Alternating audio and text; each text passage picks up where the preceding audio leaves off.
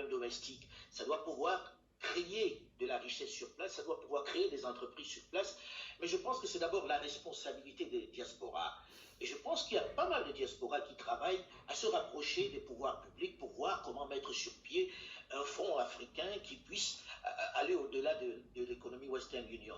Mais on a le sentiment que c'est un peu lent au niveau des autorités ici. Je connais des gens qui travaillent ici à cela depuis plusieurs années, qui commencent un peu à désespérer. Et je pense que Lionel, qui est sur le plateau, en sait plus que moi sur la question. Mais je voulais apporter une réponse à Nicolas rapidement. Ce n'est pas une polémique entre Nicolas et moi. Et je suis content que Nicolas vienne de Zambie.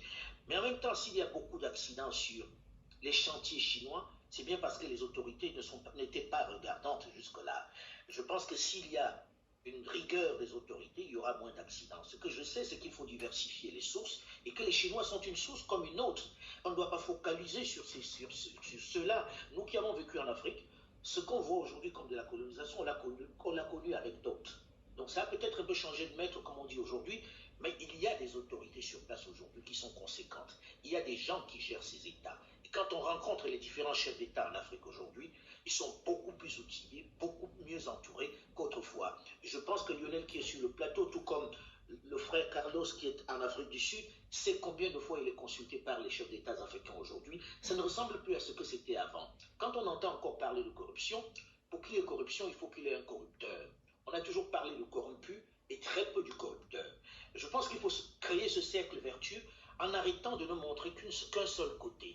Ce que ces dirigeants ont mis dans leur poche, quand on faisait les calculs, et ce n'est pas de moi, ça représente à peu près 1% de ce qui est dilapidé. Il faut de la bonne gouvernance, mais ça doit venir de partout. Donc quand on fait cette réunion, on ne doit pas faire comme s'il y avait d'un côté des corrompus et d'autres qui sont vertueux.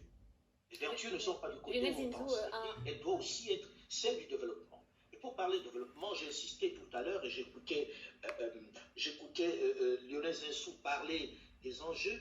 On a passé le temps à présenter les autres comme mauvais. Là, vous parliez de la Chine tout à l'heure, ou quand on écoute le discours sur la Chine, on a l'impression que c'est le diable qui arrive sur le continent, sauf qu'il y a des avantages que les Africains tirent aussi avec les Chinois. Et pour une fois, ils ont affaire à des gens qui parlent très clairement, qui ne se rentrent pas dans leur histoire, qui n'ont pas un passif assez dur, et qui disent, voilà, on veut faire ceci avec vous, et qui le font presque bien. J'ai envie de prendre un exemple, rapidement, je ne vais pas m'éterniser. J'arrive de Kinshasa depuis ce matin, j'étais dans les mines du Kivu et les mines du Katanga. Sur place, il y a des Chinois, ils sont nombreux les Chinois.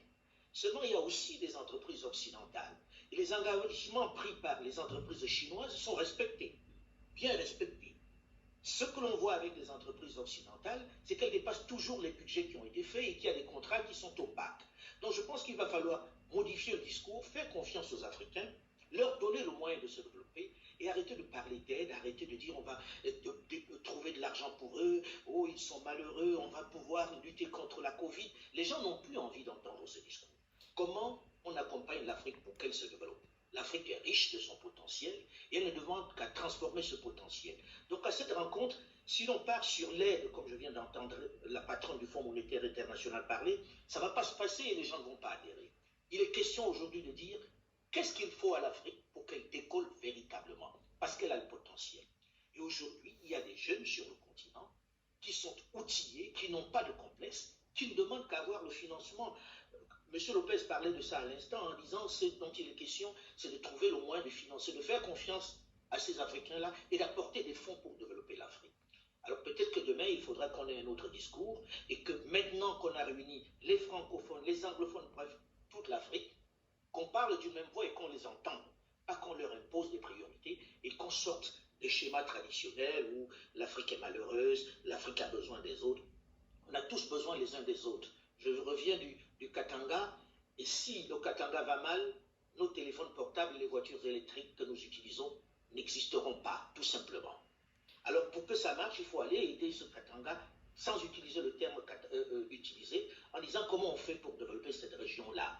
Développer tout simplement, pas autre chose. Et en finir avec des discours politiques. C'est surtout de ça qu'il est question. En finir avec des discours politiques et parler vrai.